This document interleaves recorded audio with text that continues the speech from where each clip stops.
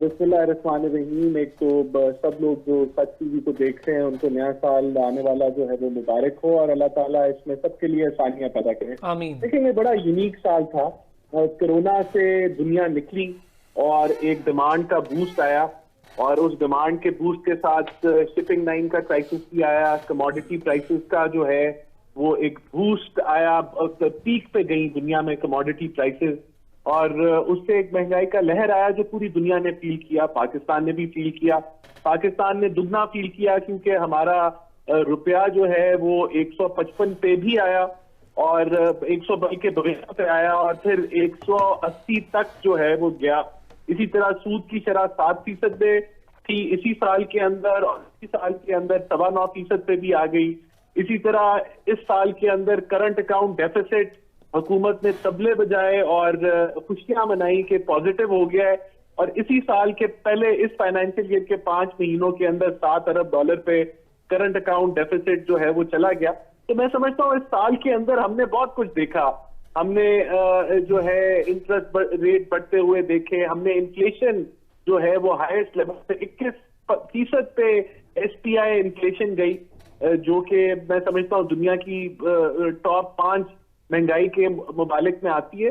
तो बड़ी अनसर्टेनिटी रही इस साल के अंदर और जो है मैं समझता हूं कि आगे आने वाले टाइम में जो है वो जो हमारे चैलेंजेस हैं वो रुपए की कदर है। IMF के साथ प्रोग्राम के अंदर दोबारा जाना है, फिर उसकी जगह जो मिनी बजट आ रहा है उसके इम्पैक्ट हैं।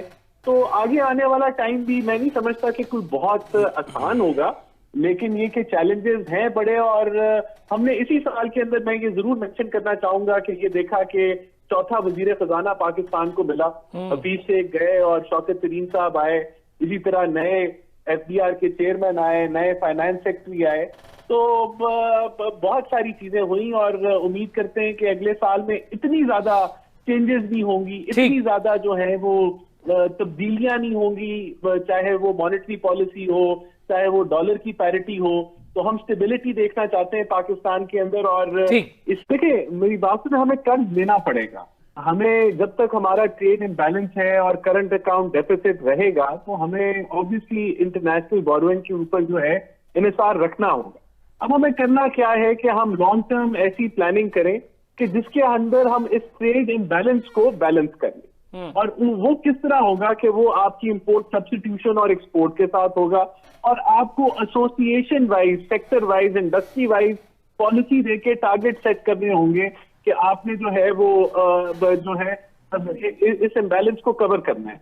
तो वो जब तक नहीं होगा तब तक हमें बोरोइंग करनी होगी और इसके ऊपर हमें परेशान नहीं होना चाहिए। देखिए, बोरोइंग कुछ नहीं कहती अगर आपकी वो एक GDP की परसेंटेज जो आपने तय की थी 60% उसके अंदर है। अगर आपकी GDP का साइज ग्रो कर रहा है और उसके मुताबिक आप बोरोइंग जो है एज ए परसेंटेज आप जो है वो एब्सोल्यूट टर्म्स में बढ़ रहा है तो वो आपको हर्ट नहीं करता। लेकिन अगर आपकी GDP श्रिंक हो जाए और आपकी बोरोइंग एज ए परसेंटेज बढ़ जाए तो वो फिर प्रॉब्लमेटिक होता है। अच्छा राणा साहब, यही हुआ तो है, यही सेम फॉर्मूला जो आप बता रहे हैं ये हुआ तो है और इससे भी नुकसान भी हुआ है। जी बिल्कुल। अब हमारी जो डेट सर्विसिंग है वो हमारे जो FBR की कलेक्शन है या जो हमारे पाकिस्तान के रेवेन्यूज है उसका बड़ा हिस्सा खा जाती है। कि अब मैं समझता हूं कि आपकी जो डिफेंस होती थी जिसको बड़ा डिस्कस किया जाता था, अब डिफेंस से बड़ा खर्चा आपकी डेट सर्विसिंग बन गया है। तो कर्जे अगर उस हद तक आपके चले जाएं और आप अपनी फिस्कल साइड पे रेवेन्यूज जो है आप उनको ना इकट्ठा कर सकें, जिस तरह FBR जो है पहले 3 साल इस हुकूमत के तकरीबन कोई ग्रोथ नहीं नजर आई। इस साल हमें 18% के करीब जो है वो ग्रोथ हम लोग कर रहे हैं, प्रिडिक्ट 18 से 25% के दरमियान FBR की ग्रोथ होगी। तो अल्लाह करे। तो ये देखें, आपको आपके पास करंटली ना फिस्कल स्पेस अवेलेबल है, ना आपके पास जो है वो आपको करंट अकाउंट डेफिसिट जिस तरफ जा रहा है आपको बोरोइंग करनी पड़ रही है। और जो IMF है वो भी आपको यही सबक सिखा रहा है कि भाई ये जो सर्कुलर डेट है ये आप इसको खुला नहीं छोड़ सकते, इसको आपको लगाम लगानी पड़ेगी, आपको रिफॉर्म्स करनी पड़ेंगी। अगर आप नहीं करेंगे तो आपको रेट्स बढ़ाने पड़ेंगे। और इसी तरह आपका जो फिस्कल डेफिसिट है, आपके अखराजात और आपका जो रेवेन्यू है उसके अंदर बहुत बड़ा फर्क है और ये भी सस्टेनेबल नहीं है। इसको भी आपको काबू करना पड़ेगा। इसके लिए आपको इजाफी टैक्सेस लगाने पड़ेंगे। तो ये वो सारी चीजें हैं जिनको अगर हम नहीं कंट्रोल करेंगे, हम जब फॉरेन बोरोइंग के लिए जाएंगे तो वो फॉरेन इंस्टीट्यूट आपके को डेफिनेटली कहेंगे कि आप put your house in order, और ये अब हाउस इन ऑर्डर ही किया जा रहा है। देखिए, अगर यही रेवेन्यूज आज एफडीआर के हमारे 8 ट्रिलियन पे होते तो हालात कुछ और होते, और होने चाहिए थे। मैं समझता हूं कि नहीं हुए, क्योंकि आपने एफडीआर में कोई रिफॉर्म्स नहीं देखी।